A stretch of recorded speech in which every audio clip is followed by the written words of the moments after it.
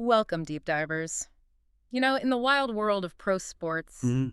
uh, there's always so much buzz around young talent, especially game-changing talent. Absolutely. And when they hit an early bump, like an injury, everyone watches. Exactly. And right now, all eyes are really on Jacksonville Jaguars star Travis Hunter. He's just such a unique player. A true two-way threat. You don't see that often. So today we're diving deep. We're looking at the latest on his practice situation, what that means for the Jags heading into the season. And why everyone's so fascinated by it. Right. Our mission really is to cut through the noise. We'll connect the dots from the recent reports on Hunter. Give you that deeper perspective on what's happening with this really intriguing player. Okay, let's get into it. We want you fully up to speed on this injury update and how the Jaguars are handling him, especially ahead of this last preseason game. It's a crucial time. So let's start with the most recent thing, the glimmer of hope, maybe. Yeah. This past Thursday, Jaguars and Dolphins joint practice.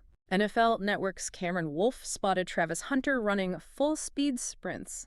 Off to the side, but still full speed. Yeah, that's definitely a positive sign. Especially, with the regular season creeping up fast, it shows progress. But there's always a but, isn't there? Well, yeah. Context is key here. So while those sprints are great to see, really encouraging, Right. he didn't actually practice with the team. Still sidelined during the main drills. Okay. He's still listed as dealing with an upper body injury. Now they're calling it minor. Which is good, relatively speaking. Definitely good. No long-term structural stuff, it seems. But, even a quote-unquote minor injury was enough to keep him out of last week's preseason game entirely. Yeah. And missing those game reps, especially for a rookie. That's significant. Yeah, you lose that chance to build chemistry, get that live action feel. Exactly. So he's progressing, clearly. But the team isn't rushing him back into full contact or team drills just yet. They're being cautious. Makes sense, especially with a guy they invested so much in. So this sort of holding pattern, do you think there's maybe a hidden benefit to it long term? That's a great point. I mean, for a two-way player, the physical demands are just different. Absolutely. Yeah. It's a really interesting question. Look, for most rookies, missing practice is just bad, full stop. Right. But for Hunter, with that unique two-way role, this careful to controlled re-entry, it could actually be smart, strategic. How so? Well, the risk is obvious. Rush him back, he re-injures something, an upper body issue, that affects catching, tackling, blocking, everything he needs to do. Yeah, both sides of the ball. Exactly. Yeah. But the reward for being patient, huge. Yeah. Let him heal completely, gradually ramp things up. You're protecting that rare versatility. You want him 100% for the long haul. Precisely. Yeah. Not just 80% for week one. Feels like they're investing in his career, not just trying to win the next preseason game. It's about longevity. And that investment seems to extend beyond just physical recovery. There was another fascinating detail. Michael DeRocco at ESPN reported this. All right. Even though Hunter wasn't practicing physically, he was right there on the sideline, watching intently. Okay. Get this, with a play sheet in his hands, standing right next to the wide receivers coach, Edgar Bennett. Ah, interesting. So Yeah. not just watching, but actively engaged, Yeah. following along. Exactly. It's not passive observation. What does that tell us about the Jags' overall philosophy here? Well, it connects directly to what head coach Liam Cohen said.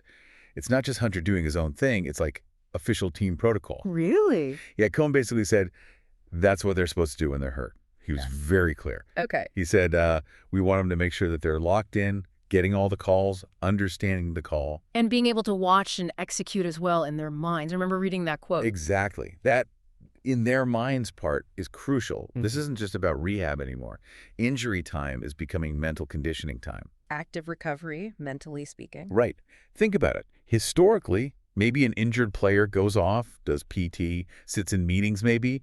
Here, they're turning sideline time into real developmental time. And for a two-way guy like Hunter, that's got to be doubly important, right? He's learning two playbooks, essentially. Precisely. He needs to process offensive calls, defensive schemes. If he's just physically rehabbing, his mind could get rusty on one side or the other. Yeah, makes sense. This way, by visualizing, by following the calls on the sheet, his brain stays sharp. When his body is ready, the mental side hasn't lagged behind. It cuts down that reacclimation period. Keeps that tactical edge sharp, which he Right. definitely needs, playing both ways. It's paramount for him. Is this Is this becoming standard practice around the league, or are the Jags kind of ahead of the curve with this, especially for such a versatile player? More teams are definitely emphasizing mental reps now than maybe, say, 10 years ago. It's a trend. Yeah. But the way Cohen described it, that explicit protocol, the executing in their minds part, especially applied to someone as unique as Hunter, it still feels pretty advanced, deliberate. So maybe not everyone is doing it quite like this? Probably not to this degree, or perhaps not articulating it this way. Many teams focus on playbook study, sure. But this active visualization during practice, that feels like another level. Yeah. And again, for Hunter, who has double the mental load, it's just smart management. It acknowledges that physical talent is only part of the equation. Mental readiness is huge. Especially when you're asking someone to do so much. Absolutely. Okay, so while he's doing these mental reps now, let's rewind a bit. We need to remember why he gets all this attention. What did we see when he was healthy? Right, because the hype is real for a reason. I mean, he was the number 2 overall pick this year. Number 2, that alone sets massive expectations. Huge expectations. Yeah. And he didn't wait long to show flashes. That preseason opener, right, against Pittsburgh 2 weeks back. Yeah. Played 19 snaps total. And interestingly, 10 of those were on offense. Right out of the gate. Yeah, opening drive, he gets involved immediately. 2 catches, 9 yards. Nothing huge yardage-wise, but instant involvement. Shows they weren't afraid to use him offensively right away. But here's the flip side. Defensively, nothing recorded, no stats, wasn't targeted. Which could mean a few things. Maybe they were easing him in, like you said. Yeah. Get his feet wet on offense first. Or maybe just protecting him a bit in that first live action. Less defensive contact. Could be. Or maybe the Steelers just didn't throw his way. But yeah, it suggests a controlled rollout of that dual role. And Coach Cohen's comments afterwards seemed to back that up, didn't they? Grant Condon reported on this for NFL.com. Yeah, Cohen was pretty positive overall, but balanced. He specifically mentioned the offense. I think he made a couple good catches on some option routes. So acknowledging that immediate impact. But he also had that coach's eye for detail. Right. He didn't gloss over everything. He said he missed the one tackle defensively that I noticed. Like, he saw the mistake. Which is fair. Got to coach him up. Exactly. But then he wrapped it up positively.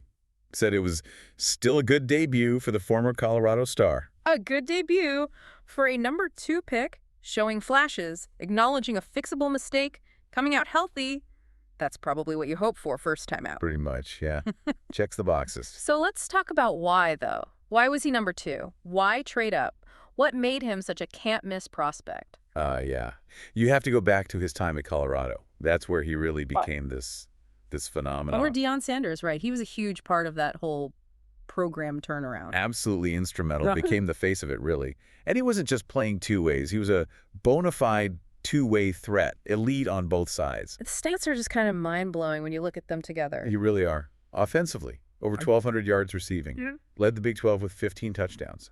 As a receiver. 15 touchdowns. That's a star receiver season on its own. Right. And then you flip to defense as a cornerback. 36 tackles, 4 interceptions. It's like 2 different players' stat lines combined into one. Exactly. In today's NFL, everyone specializes, right? You're a slot corner, you're a possession receiver, whatever.